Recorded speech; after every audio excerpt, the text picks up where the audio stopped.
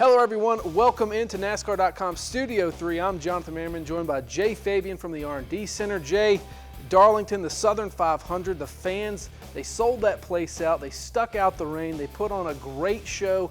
What were NASCAR's takeaways from the weekend? Yeah, first of all, Kerry Tharp and his job, his crowd, they do an amazing job. He announced at the drivers' meeting it was a sellout. Big round of applause. As the night went on, you know, the way race control is situated, you can see the grandstands and you can see the backside of it. And as it was raining, you could see some folks leaving. You thought, man, they're gonna miss it. And I kind of kept up with that, walking back and forth. And sure enough, it dried up. The fans came back, looked outside. Here they come back. They got to see a great show. And from my perspective, when you're inspecting a car post-race at 3 a.m. and you're still in a good mood over what you've seen, that's a good sign, right?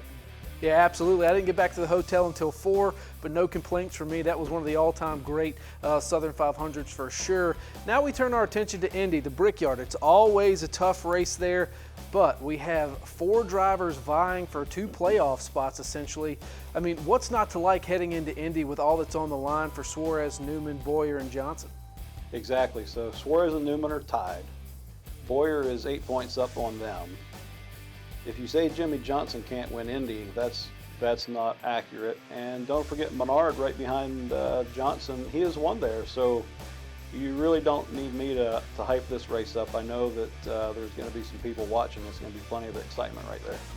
All right, now as we close in on the end of the regular season, what's NASCAR's assessment? Not necessarily a grade, but what have you guys learned through the first 25 races, and what can we expect heading into the playoffs? Yeah, that's a good question. And if I were to grade it, I would give us a solid B. I think from the beginning of the year to now, I think there's been great improvements in the racing product, and I think a lot of that has to do with the teams.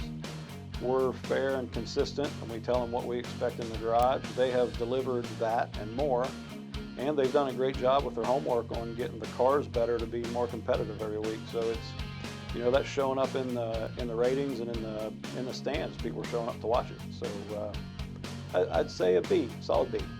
All right, and last one for you, the playoff system. It's not always the favorites who come out of this thing on top. We saw with Joey Logano last year. He overcame a lot of guys, the big 3, so to speak, with a lot of playoff points. So everybody who's in this thing can win this thing. What are you looking forward to? What's NASCAR looking forward to once we get past Indianapolis? We're going to do the same that we've done all year in the garage, that's for sure. We're going to let them know what we expect. We're going to be fair and firm. I think, like Logano last year, there's a couple ways to do this. You can do it on education, so as you're running throughout the year and you feel like you're in a comfortable spot, you can try different things with the car and learn more, and you can perform through the playoffs that way. You can do it through momentum. So I think if you look at Denny Hamlin as an example, he's been running great, and he got caught up in an accident there at Darlington, but if you look at his last handful of races, he's come on strong. So momentum is the other way. One of those two, education or momentum. And there's always a possibility that some that haven't hit their stride yet will as soon as the playoffs start. All right, Jay Fabian, we appreciate your time. We appreciate you guys. We'll see you at Indianapolis.